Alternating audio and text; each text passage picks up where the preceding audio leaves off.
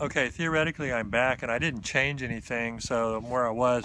What I'm going to do now is braid this, and I've got myself a little ridge along here and try and just continue what I'm doing.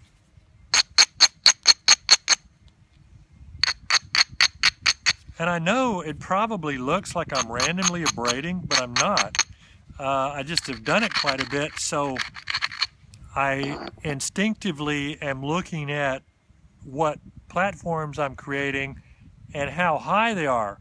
You know, if you have your platform way down by the face, you take a super, super thin flake, if that. When you have your platform up at the center line, about all you can do is bevel downward flake. You can't do much with that. The thick flakes are kind of like when it's halfway between the center line and the face, and you support it well and everything's right and it really runs. So there's another little overshot over to there. Have I got this in the camera? So that was helpful. And I've got my other little ridge along over here. One of the things too I wanted to mention that I did mention yesterday, directional abrading helps. Like for instance, this is up near the center line on this little platform, and it's kind of rounded off so it doesn't have a really good angle. So a lot of times what I will do is I will abrade at the angle I want to establish, and it actually puts a platform angle on the thing, just as if you'd done it with your flaker or something. So I support jammed in the back of my hand, on the back of my leg, finger the whole way along this thing, out there and holding it, and that therefore it overshoots. See, it came all the way down and it overshot to there. And it kind of dug in a little bit there, but it doesn't matter, but it kind of did good things. And you can see, you know, that my big potato from the start is gone now. But I also have some more little ridges along here, and this is kind of a platformy thing, so I'm going to do another one. Hey, you know, while it's working, work it. So see, I braided that, and it got it too low, so now I need to braid it back up. Another point that I wanted to make yesterday and forgot is I don't use this big old fat abrader all the time. I use skinny, narrow abraders too, and finer grit. And there are times where you're, depending on the rock and the nature of the rock, this is raw, fairly hard stuff. But there's times when you want to use the finer abraders for sure, and sometimes I use a quartzite hammerstone abrader. The reason is that these thick abraders like this, you actually take a lot of little flakes with those. And so sometimes when you're trying to establish a stout platform, you won't with this because it's taking a bunch of little flakes, so it's constantly recutting the edges and weakening itself from taking all the little flakes. Okay, so I'm going to hold on to this underneath, support everything everywhere, and came into there and jumped out there. Wasn't a real thick flake. Going to do another one next to it. And that one came through and feathered out right there, so that was a pretty good little flake. So everything's copacetic. I just want to say copacetic. And let's do a couple more. I might could talk and just let you watch. I mean, not talk and let you watch. I'm scatterbrained today. I didn't anywhere close to Friday. I don't particularly like that flake, but oh well. Dang. Dang. Hitting cortex and it's just breaking up on me. Okay. So enough of that noise. You can see the concepts. What I need to do at this point is quit messing around with that and just start getting rid of this cortex, because the cortex will more or less always mess you up when you're trying to do good thinning. Let's see what we can get done here. Try and hit past the center line if you can.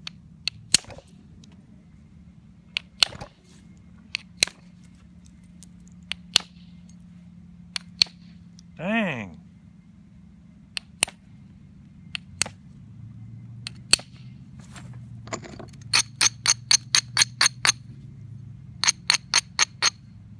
I'm going to shut up a minute and give y'all a break and just nap.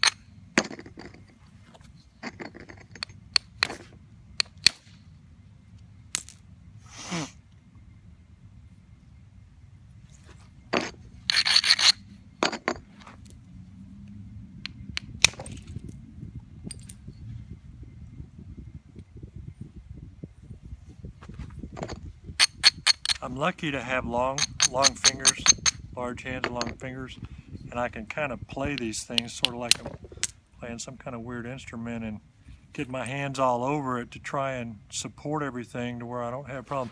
I had a little crack in there that just gave way, and so I lost a little bit of width down there. But oh well, I don't think it had anything to do with what I've been doing, it just did it.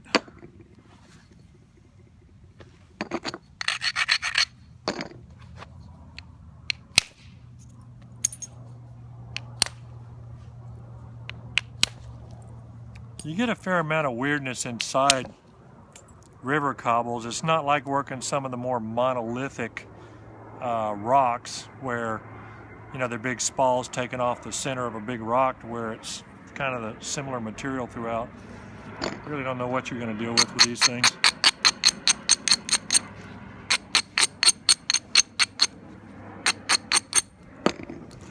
But anyway, you can see, so now it's basically a traditional napping experience. It's not like that big old thing that it was.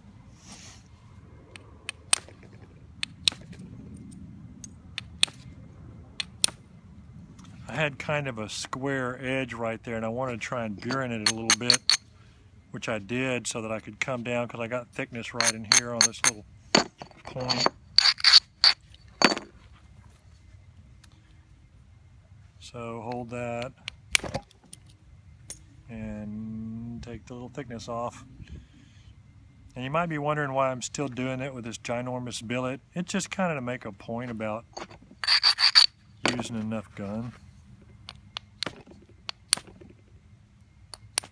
It keeps it where you don't have to swing too hard or too fast. And it'll drive, you know, a flake pretty good, where long after, you know, sometimes you would be struggling to get your flakes to do anything. You know, you can just do it with, you have enough support, enough billet.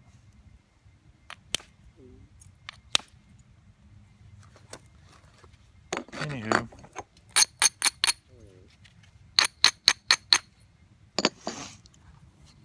I'm starting to bore myself. I hope I'm not boring y'all.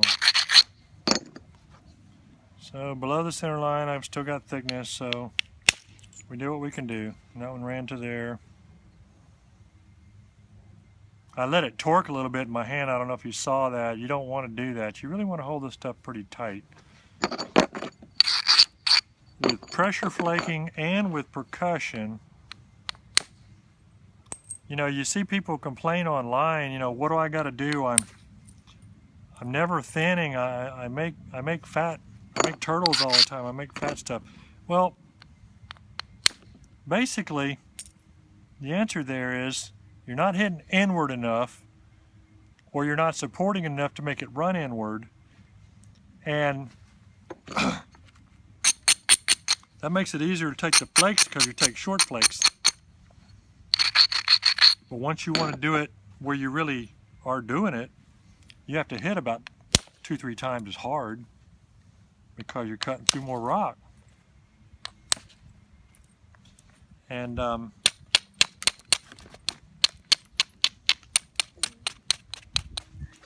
what happens a lot of times with people that are getting short flakes that can't figure out why is at the microsecond instant that they strike, when they hit, they're letting it turn down. They're not supporting it tight enough, and they don't realize they're doing it, but when they hit, this happens. And when that happens, you just change the angle and you made a downward short flake. And the same thing happens with pressure. You put a big old oomph on it and you don't realize at that point rolls on your pad a little bit at that last second and the flake don't run. Well, that's why.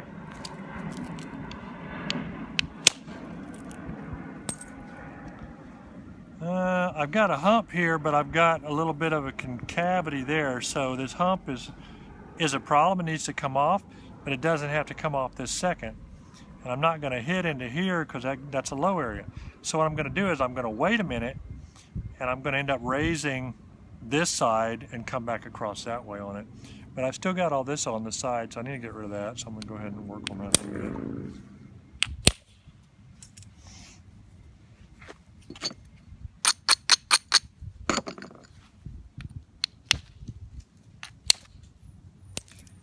if you saw it came in an angle on that, but it actually kind of, I don't know why that cracked out exactly. I'm not going to blame that one on myself yet.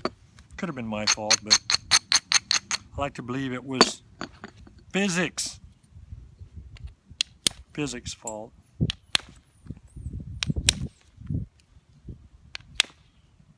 I'm talking crap today, it's annoying. Some days are like that. I'm just about getting down to where I wanted to start showing you something else that somebody asked me to show, and that's the indirect percussion. But another point I wanted to make, somebody said, I noticed recently, like a year ago, at nap-ins, that some nappers, some of whom have napped for a long time, were getting their stuff down to maybe this size, and when they were doing it as if they were finishing a point, and they were tapering their edges in and regularizing their edges, and then they sort of couldn't figure out where to go from there because they didn't have any ridges to make flakes run. Yes, they had convexity, but they didn't have any platforms below or above the center line to make flakes run, and they had thin edges so that they didn't have the mass for the flakes to run.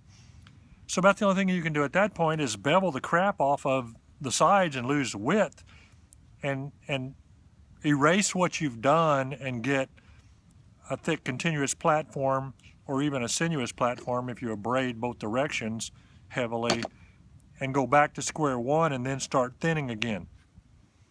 But doing that is wasting width. So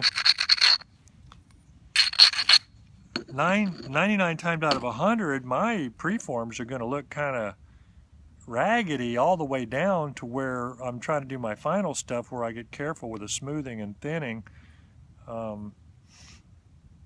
because it gives me edges to work with. Because I'm concerned right now, I'm concerned about the middle. I don't care what this edge looks like, I just care about the middle. So anyway, I just built a clock to tell you the time on that. And I probably should do better at isolating platforms and all that kind of crap, but I don't. Let me see, I don't even have this where you can see what I'm doing with that, so I need to lower the stupid camera. I wonder if I want to do this stuff now. I guess I could do some of it now. Might as well, it would be interesting. Okay, I'm going to turn this off, and then I'm going to start another one and show you a little bit of indirect.